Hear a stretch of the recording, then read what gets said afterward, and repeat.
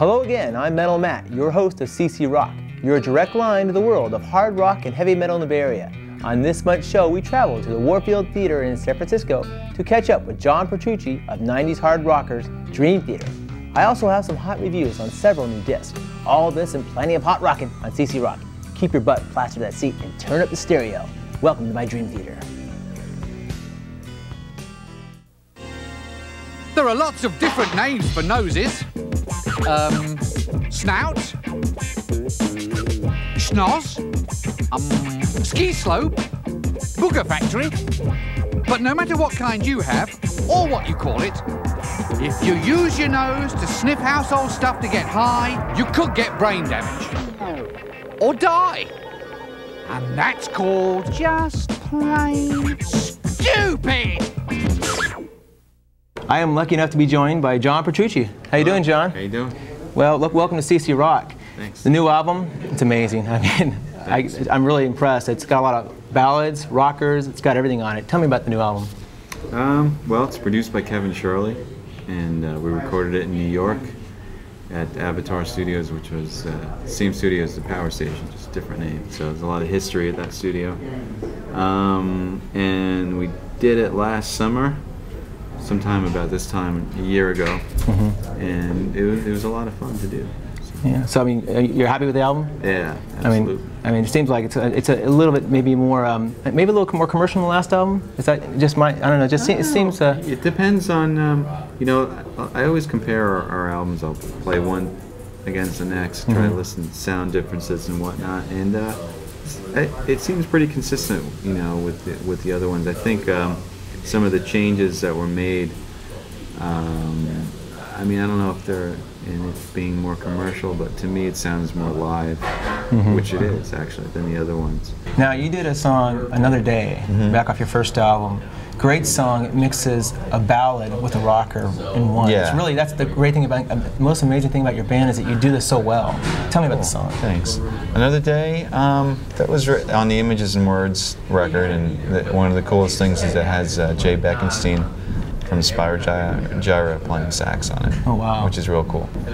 Actually, Jay makes another appearance on our Double Live record. He wasn't actually live because the record was done in France, but we got Jay as an afterthought to come in and play on a track. Wow. Related, and that song's called Take Away My Pain, and they're both related to the death and illness of my dad, actually. So they're closely related, and Jay plays on both of them.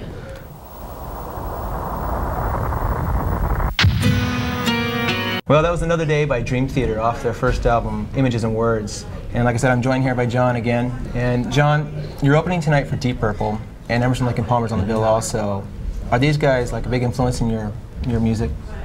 Well, the coolest thing is Steve Morse is playing guitar in Deep Purple. Is like my favorite guitar player of all time, #1 influence. So it's just been amazing being able to watch him every night, hang out. It's been a great experience. So yeah, he's an incredible great influence. Huh? Yeah, real big drag music. One of the biggest names. Yeah. Now, obviously, you know, you're opening for these guys. You can probably get a lot of new fans out of these two groups, possibly. That might work out well. But do you enjoy more being the headliner, maybe sometimes a smaller venue? Well, this is a lot different for us. I mean, you know, usually we are the headliner, and you get all the perks that go along with headlining. So we're at the bottom of the chain. And you know, we've been playing a lot of amphitheaters. It's summer, outdoor places. So when we go on, a lot of times light out. You know, all the people kind of shuffling in one by one. So it's not like we're playing to the whole full house and we get the light show and everything. So in those aspects, it's different. But you know, like you said, the playing to people who never heard of us before is kind of the point. Opening some doors. Yeah, maybe, you know. And it's been great in that respect. Now, in 1991, you came out with your first big hit, Pull Me Under. It was your breakthrough, you could say, I guess, here in the States. 92. I think it was 92. I think it was 92. Yeah. Yeah. Tell me about that song. Well, that was a cool song for us because you know, all the material from Images and Words was written over the course of, I don't know, a year and a half or whatever, where we didn't have a record deal. We were searching for vocalists after Charlie was in the band, and so we had a lot of real strong material from that time.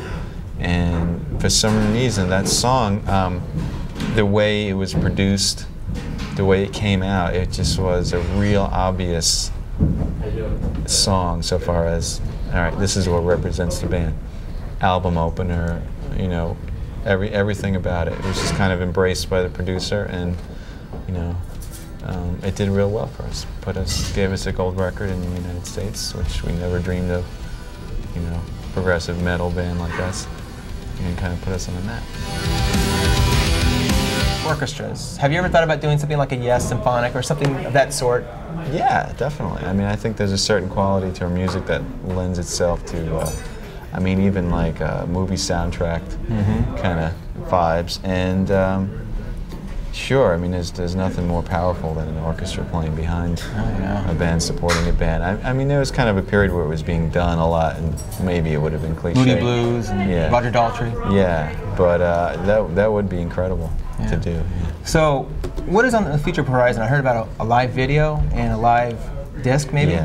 Yeah, we have a double live CD coming out that we recorded in France this past tour. That was recorded and produced by Kevin Shirley also. It sounds really cool. And we also have another home video that will have a whole bunch of different live footage, some from that cover show that I was telling you about. Is the one back in Holland? Or? Well, that's a different one. We did that recently where we played a show for our fans in Holland, just for the fan clubs. And we did more of an intimate setting where we talked about the music in between, played a lot of rare stuff. But we also have some older footage, you know, some cool surprises and things. It'll be fun. Cool. So there's a lot of stuff going on in the future for Dream Theater. Yeah. When's the next album? Another year? Or? Well, or is it won't take that. It won't take that long. I mean, our tour here is winding down. We have a few more shows left to do, and then we got to get into a writing and recording frame of mind. So we don't want to. There was a lot of time in between Awake and